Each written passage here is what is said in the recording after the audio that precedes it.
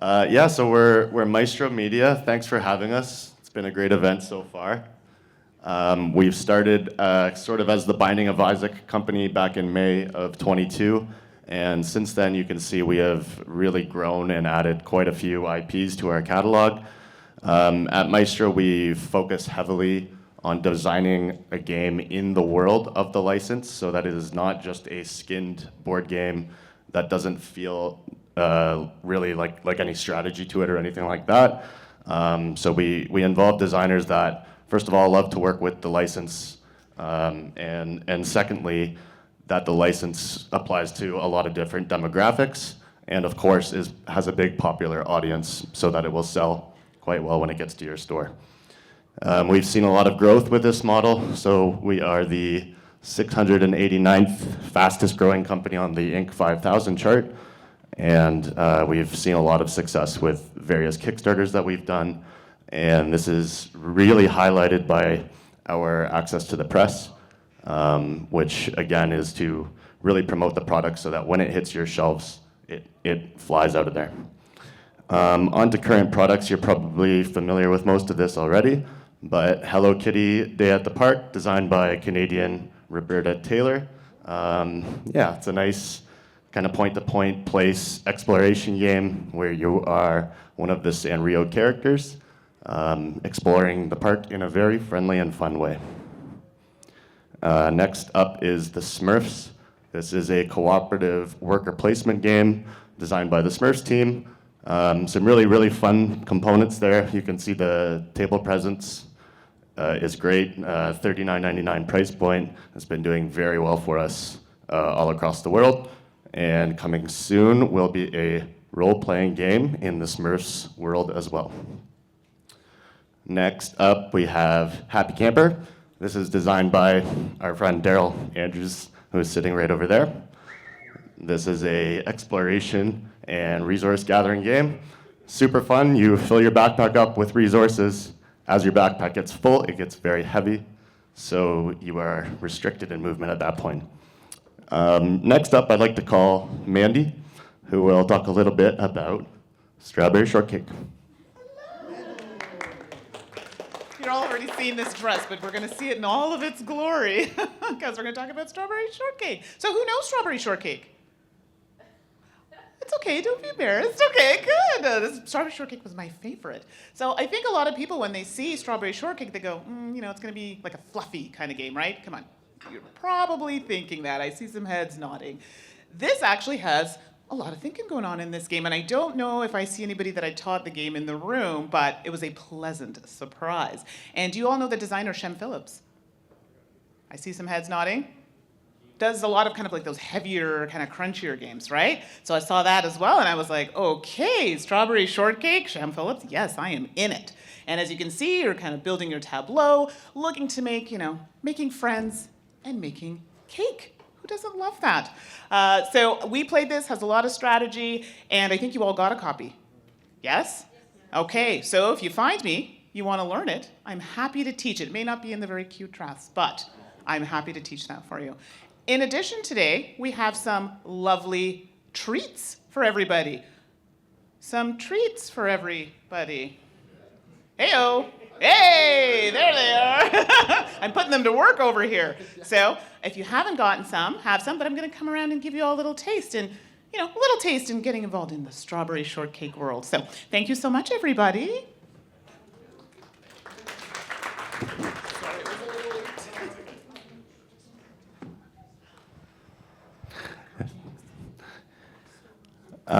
Next up, the game that started it all for us is The Binding of Isaac. This is created by Edmund McMillan. It is a massive video game property with hundreds of thousands, if not millions, of followers.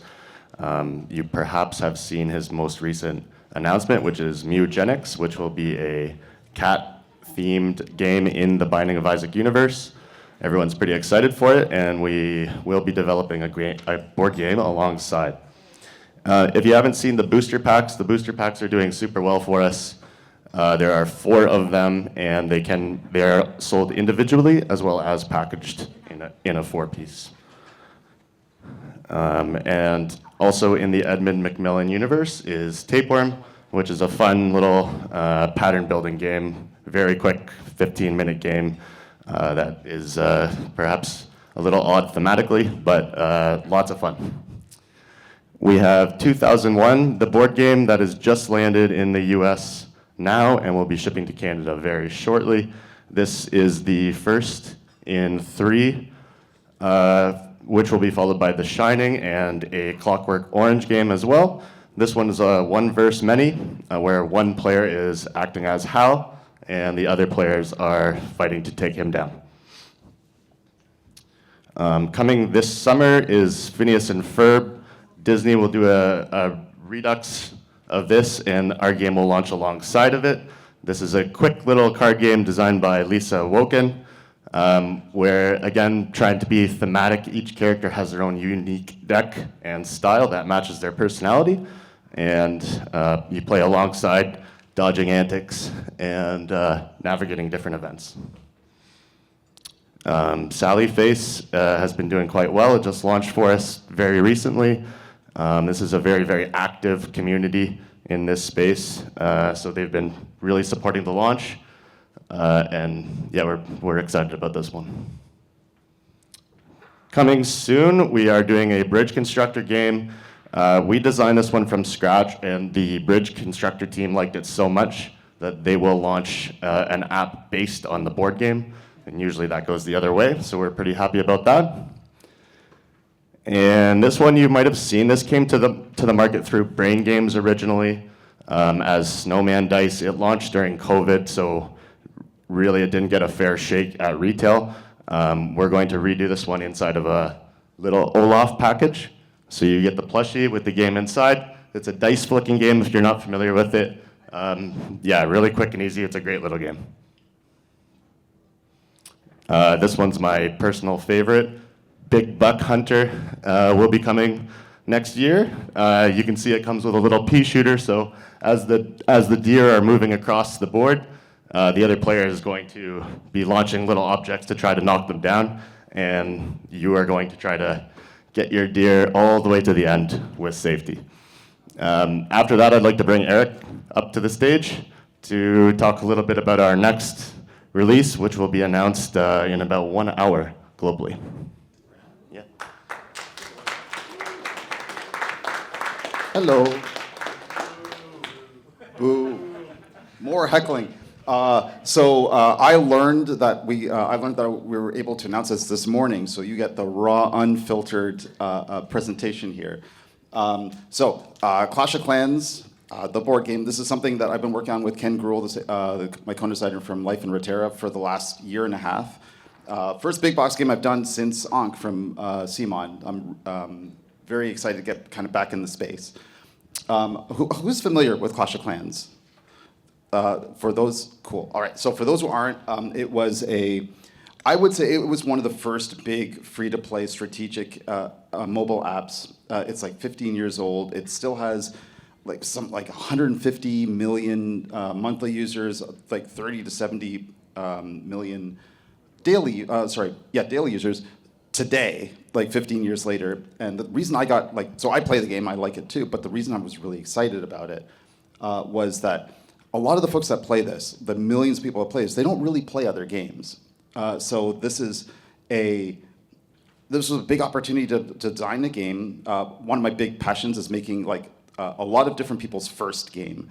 And this could be a big strategy game that'll be the first for millions of players who have not been exposed to our space before.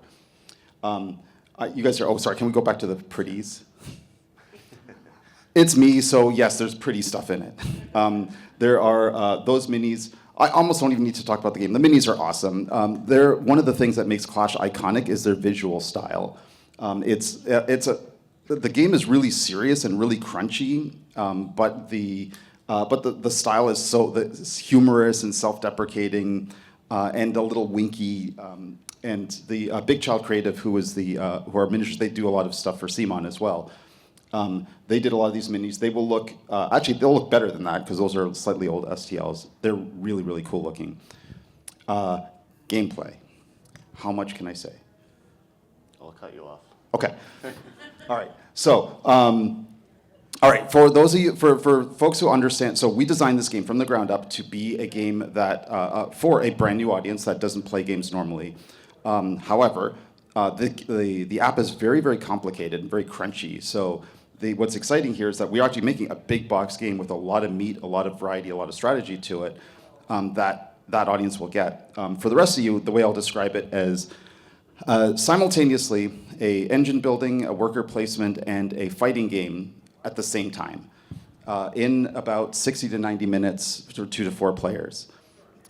If you have played my kind of games, it's my kind of game. All my favorite stuff wrapped up. So players will be building a village out of their own personal village out of tiles, defending it with cool towers like cannons. And you'll be building resources, and monuments, and we don't have it. Oh, there and. That's the wrong tile, but it doesn't matter. This is a work in progress, but it is done. Like the design is wrapped up right now. We just had slightly old tiles here. You'll be building up resources to get better at building your village, to be able to build better resources, et cetera, et cetera. That's the engine building part of it. You'll also be recruiting units from the Clash of Clans universe to go and raid your opponent's villages and set them temporarily on fire. For points and to get resources. You got to do both of those at the same time. There was not a slide with the big board in the middle. Okay. All right, we can't show that much more gameplay, but apparently we're allowed to talk about as much as we want until Ryan cuts us off. So the game is deep. Like there's a lot going on. My favorite thing about it is we designed the game to teach like the mobile app. Like a lot of you must play mobile games at this point, right? One of the best things about mobile games, you can just learn while you play.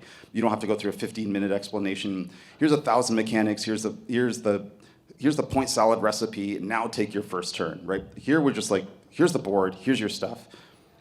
It works kind of the way you expect it to. Start playing right away. But it is a big meaty game. Let me see. The interaction level is very, very high. If you don't like fighting, everybody likes fighting.